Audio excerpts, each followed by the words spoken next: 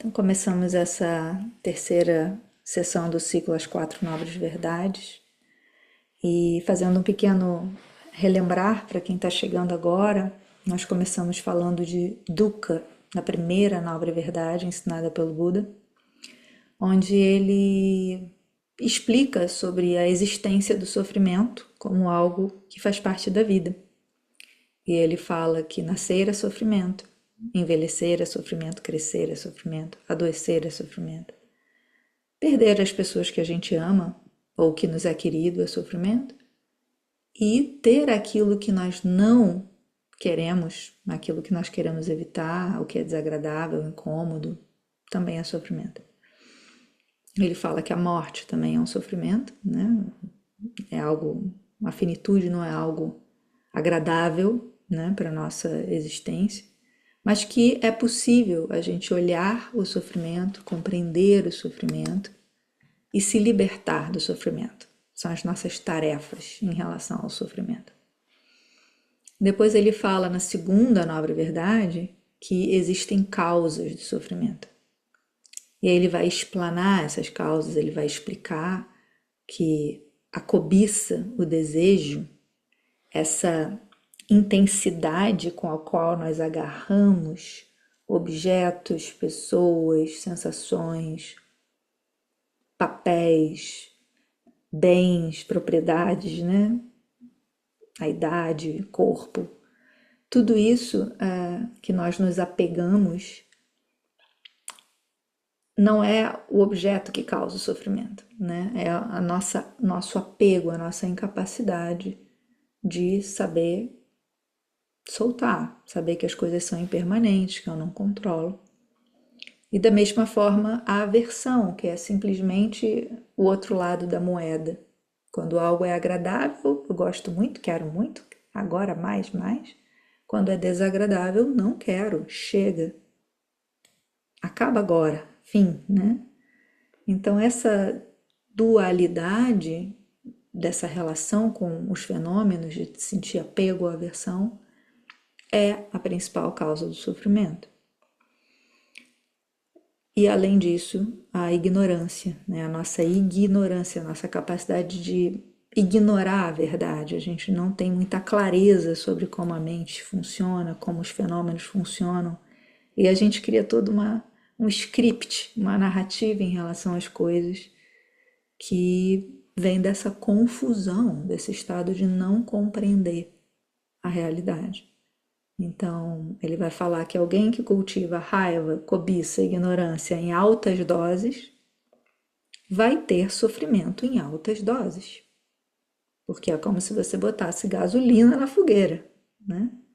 Em vez de você ir tirando os palitinhos, os pauzinhos para a fogueira naturalmente acalmar, você está botando mais combustível num fogo que já existe, né? Que é esse fogo da cobiça e da aversão, da raiva, né?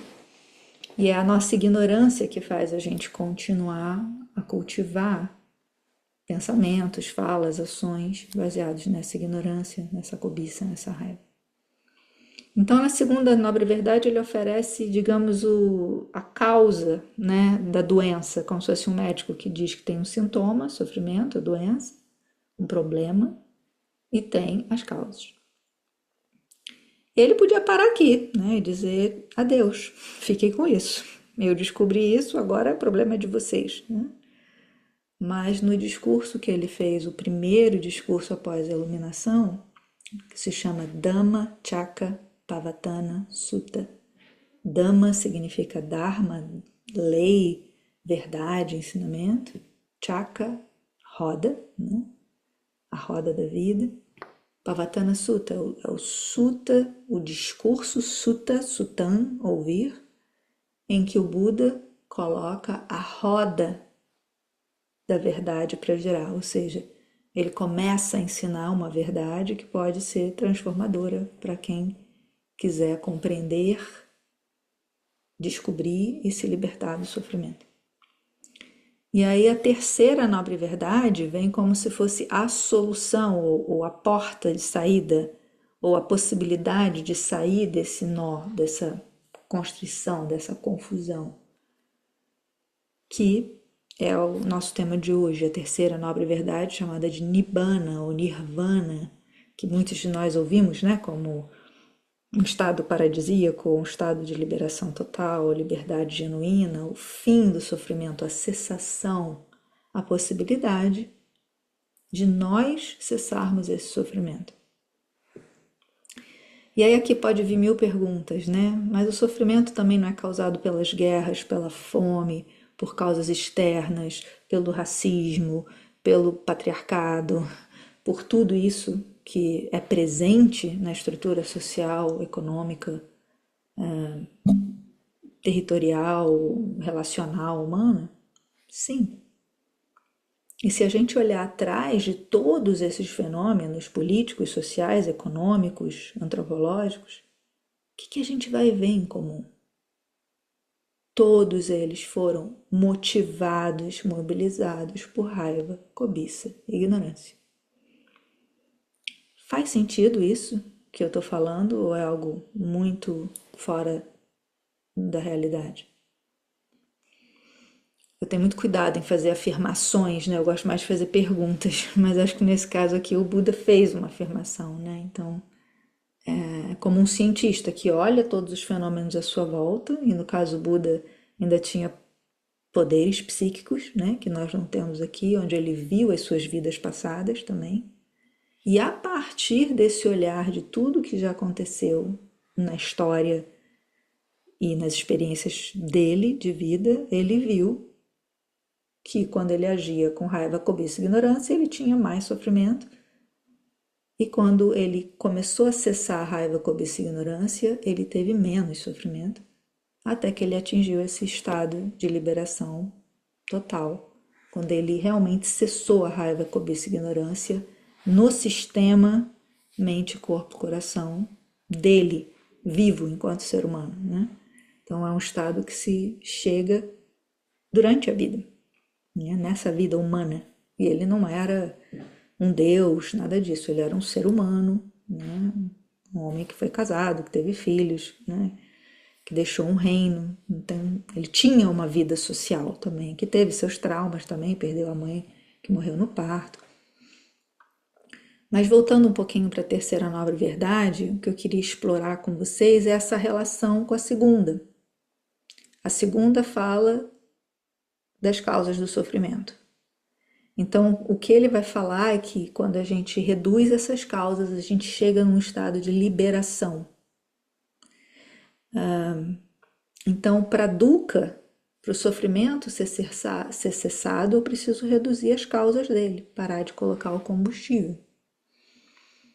E as metáforas que o Buda traz para esse estado, né, o Nibbana, ou esse estado de liberação, ele é frequentemente descrito como um estado de paz, um estado amplo, pacífico, onde não existe tanto condicionamento, tanto hábito mental regendo os meus pensamentos, ações e falas. E ele geralmente fala que era um estado ilimitado, né? Um estado menos limitado por esses sanskaras, né? Que a gente chama o sankara, os hábitos mentais, condicionamentos. E os desejos e medos, eles não têm tanto poder sobre nós. Não somos tanto marionetes do nosso medo, raiva, desejo e cobiça. Eles não chegam, pegam o volante do carro e levam a gente, né? O nosso medo, nossa fobia, nosso ódio. Então é um estado de liberdade mesmo. Uma liberdade profunda de não ser mais sequestrado por esses intoxicantes, ele diria, né? Raiva, cobiça e ignorância, ou pelos obstáculos também, né? Que são esses 5 que a gente falou hoje, né? Desejo, aversão, sonolência, agitação mental e dúvida. Ou seja, é alguém que não é tão levado por esses obstáculos, né? E conseguiu realmente cessar isso que pula, né, na nossa mente o tempo todo, mente e corpo. Então a importância disso é que como é que é a imagem que ele coloca, né? A imagem de uma ilha. Se a gente está num mundo onde tem muita tempestade, furacão, né? E a cada vez que a gente abre o noticiário é um furacão novo que chega, né? É uma tempestade e cada vez mais não no nosso mundo local, a gente consegue saber as tempestades lá do outro lado do oceano, né? No outro continente.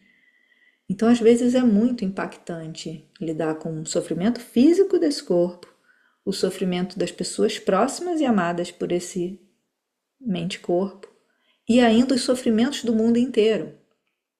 Então é uma carga de energia mental, frustração, medo, angústia, raiva, desejo, né? Porque também somos muito influenciados pelos convites e promessas de gratificação que estimulam o nosso desejo o tempo todo. Então, esse caminho ele está informando que existem ilhas. A gente pode ter o refúgio dessa ilha quando o nosso barco está subindo e descendo com essas ondas. E essa ilha seria esses estados de liberação, né? E esse estado de iluminação, ou liberação, ou despertar, ele pode ser de uma hora para outra, né? Ou ele pode vir em fases. E aí o Buda também fala lindamente sobre o primeiro estágio de iluminação, o segundo estágio de iluminação, o terceiro estágio de iluminação e a iluminação completa, como um caminho mesmo. E então a pessoa que está trilhando esse caminho, ela vai cada vez mais ter autonomia da raiva, cobiça e ignorância. Ela não vai ser tão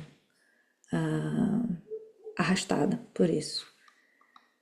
Então eu vou talvez deixar só essas palavras, né?